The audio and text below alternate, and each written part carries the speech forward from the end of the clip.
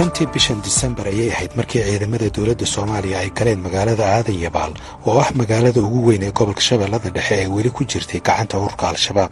hase yeeshee ciidamada dawladdu waxay galeen magaalo cidla ah oo ay ka baxeen Al-Shabaab. waxaa kaloo magaalada ka baxay dadkii rayidka ahaa ee magaalada ku noolaa. Sarreeye Guuta Cabdullaahi Cali Caanood waa afhayeenka ciidanka xoogga dalka Soomaaliya. Horta dhulkaas dadkii ku noolaa markii dagaalku soo dhawaaday qaar waa qaxeen oo magaalooyinka Jowhar iyo Balcad iyo Cadale iyo Raagaceelle iyo magaalooyinkaas oo aadeen iyo Mahadaay qaarkii maatada kici waayeen qaar bay qafaasheen qaarna waa ka tageen. hadda Aadan Yabaal dadkii maatada kici waayay qoysas badan bay ka haysteen ayagoo ula jeeda wiilashiina macawsley galay iyo wiilashiina qoryo qaatay ayagoo saas ugu andacoonay la tageen. ma waxay uga saarayaan dadka macawsley baad gasheen mise waxay kala ilaalinayaan dadka iyo dawladda inay xiriir yeeshaan iyo wada shaqayn dhexmarto? labaduba way jirtaa. qaba weynaa dadku dawlad waxa lagu dagaalamayaa waa dadka iyo dalka weyn. haddii dhulkii gacanteeda ka baxay dadku iysan gacantooda iyo aysan gelin oo dawladda la shaqayn dadkana in badan bay haysteen oo maskaxdooda aad bay u dageen oo runtii dadka sheeg dadkii ku dhashay baa 15 jiro 16 jiro waqti soo ashaa meesha haysto. marka labada qayboodba way jirtaa. dadka war maxaan noo ka haysanaysan guryaha nooga saarsan markii wiilashiina macawsley galay way jirtaa. istaraatiijiyada kala muhiimsan oo siyaasadeed oo iyadoo meesha ku jirta waxay tahay dadka iyo dawladda in la kala ilaaliyo.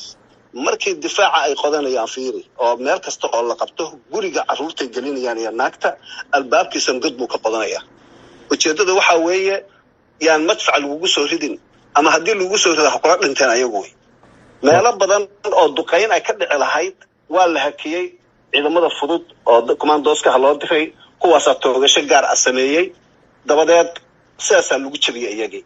xeeladda dadweynihii ku noolaa magaalada Aadan Yabaal ay kaga baxeen ma aha mid cusub. ujeeddo kastaba ha ka dambaysee waxaa hadda ka hor dhacday magaalooyin ay ka mid tahay Ceelbuur sanadkii 2014 inay ka baxeen dadweynihii ku noolaa ka hor intii aysan soo gelin ciidamada dawladda Soomaaliya iyo kuwa AMISOM ama ciidamada kale iskaashiga laba geesoodka la lahaa dawladda Soomaaliya. Nuur Xasan Guutaale waxa uu ku magacaaban yahay gudoomiyaha degmada Ceelbuur inkastoo ay weli gacanta ugu jirto ururka Al-Shabaab.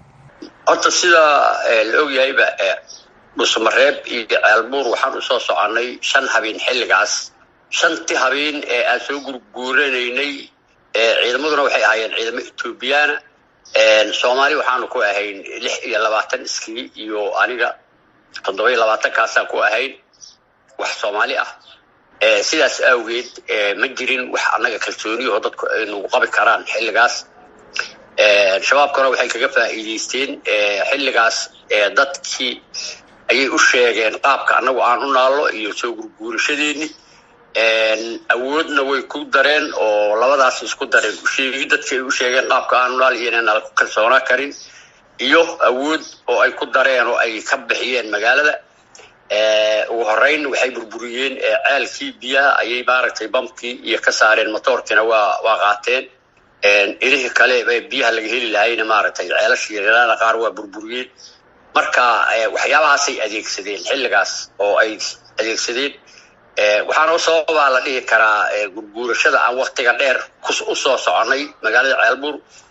iyo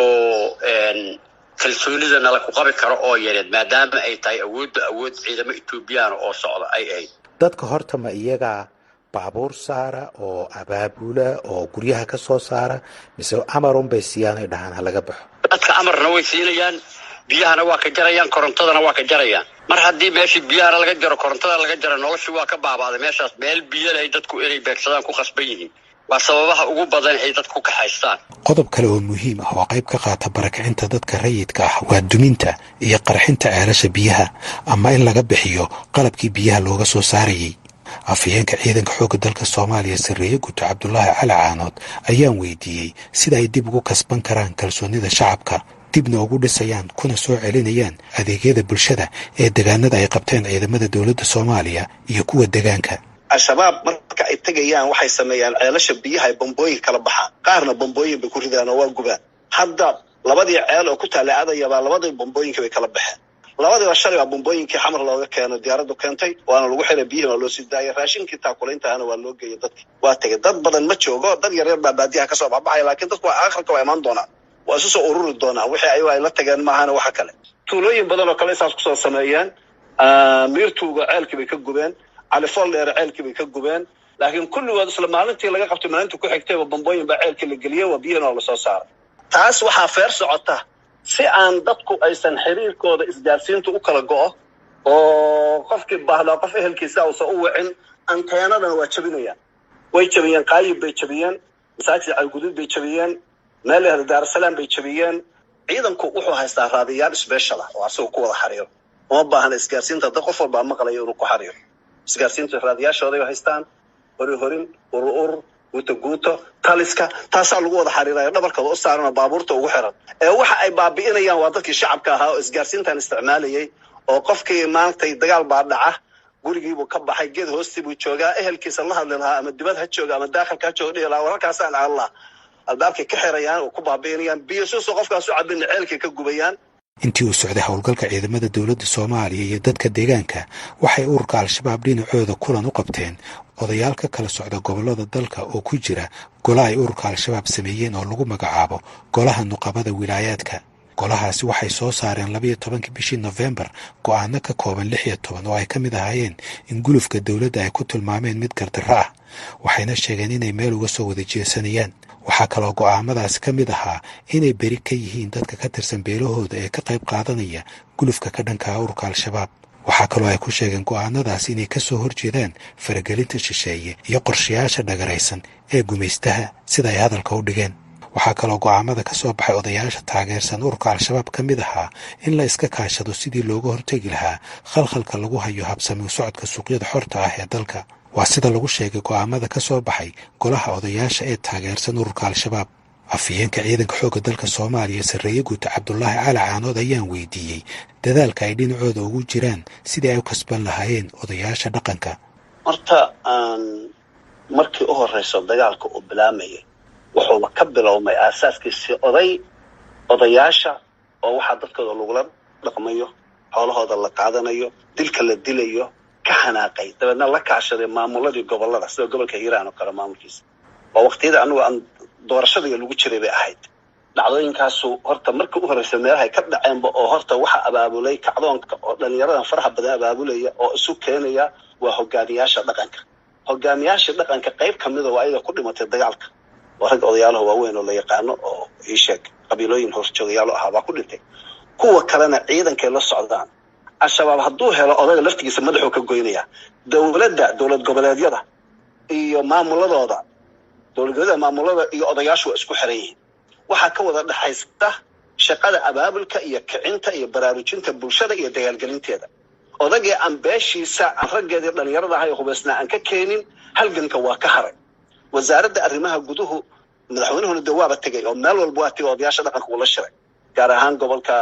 Hirshabeelle iyo Galmudug odayaasha dhan uu la shiray way is arkeen waxbay guddoonsadeen oo meel wada dhigteen dowlad goboleedkana wayba wada shaqeynayaan gudoomiyaasha gobolada gudoomiyaasha degmooyinka iyo madaxweynihii iyo ku-xigeenkiisii iyo odayaashii waa wada shaqeynayaan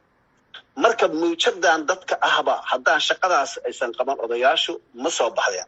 qodobka aan rabay marka inaan ku weydiiyo waxa weeyaan dawladdu maxay la qabataa dadka deegaanka iyo maxaan ku idhaahdaa iyo qabaa'iladan is abaabulay maxay dawladdu la qabataa ma hub bay siisaa ma rasaas bay siisaa mise taageero niyadeedun bay siisaa way ka garab dagaalantaa waxaan ka hadlayaa wasaaradda gaashaandhigu inta ay la qabato dadkaas shaqada ugu xooga badan oo la qabanayo waa mid wasaaradda gaashaandhigu qabanayso oo ciidanka xoogga dalka Soomaaliya dawladdu dadkaas waxay siisaa rasaasta iyo daawada qoondadii rasaastooda la siinaya ururkan waa amisa waa intaas ugu dhufo mid walba 2 maalin dagaal ama 3 maalin dagaal oo loogu dhufanaya nin walba siisa loo siinaya mas'uuliyadana waxa qaadaya rasaastaas iyo ninkaas inuusan la tagin oo lagu ilaaliyo horjoogayaashooda odayaasha nabadoonnada iyo maamulka gobolada iyo degmooyinka ay u sameeyeen boqolkii nin horjoogay leeyihiin asaga tirsanaya rasaastooda la siinaya marka ciidanka taakulaynta uu helo oo xagga rasaasta iyo dawada sidaas u hela waxa ay tiri hub miyaa la siiyaa arrinta waayahan waxaa socotay dacaayad dad qaarkood siyaasiyiin yihiin oo dad waaweyn aan moodaynay ay diidayaan ashaab in lala dagaalamo ay leeyihiin qabiilooyin baa la hubeeyey qabiilooyin baa xagga la sameeyey qabiilooyin baa waxaa la sameeyey waxaas waa been wey wiilkan reer dagaal sokeeyaa laga soo baxay reer kasta oo meel degan oo xoolo dhaqata ama beerley ah qori bay haystaan haddaysan 2 ama 3 haysan xoolahooda ku ilaashadaan ciidaha dekanadu kala dhaxaysa in bay isaga ilaaliyaan qoys kastana ugu yaraan 1 ama 2 wiil baa laga soo qaadaya dagaalka soo gala dowladda Soomaaliya hub u soo degayna ma jirto oo ay siisay dad ciidankuna hubkiisii kaydka asoo haystay oo nin walba askariga qoriga ku qoraabo ku dagaalamaya xataa ciidan dhibo inta ka soo baxay hub cusub la siiyo la hawlgeliyo ma jiro ciidamada wixii tababar ku maqnaa tababar ba ku maqayeen ciidamadii rijliga ah way wax dagaalamaya hal qolo oo la siiyay hal waa la soconaa hogaanka hubka iyo rasaasta wasaaradda gaashaandhigga kontaroolkeeda iyo dhaqdhaqaaqiisa oo la soconaa hal qoriba Muqdisho laga ma qaado gudoomiyaha degmada Ceelbuur Nuur Xasan Guutaale waxa uu goobjoog ka ahaa ka bixitaankii degmada Ceelbuur ee sanadkii 2017 iyo kii dhawaan ciidamada dawladdu ay dib uga soo baxeen degmada Wabxo waxa uu leeyahay qaladaadkii hore u dhacay 10 ayaa laga bartay xilligan oo la doonayo in la saxo waxaanu sameynay hadda way jirtay dadka in ta laga baxo meesha dhibaato loo geysto oo maaragtay la yimaado laga baxo dadka soo shacab kasta oo shacab badan oo deegaan degana dad baa maaragtay laga helayaa wax taageera muujinaya ama maaragtay si laab la kaca hadal uga tagaya ama maaragtay ku hara meesha oo ciidamadii iyo wixii meesha joogay la shaqeeya dhibaato baan baa ka soo gaartay hadda inagu ku talagal ballaaran ka sameynay si aanay taas u dhicin waa midoo inaynan ka bixin inaan ku dhimanin mooyee waa naga go'an tahay waxaanu ku talagalnay hooyo walba wiilkeedii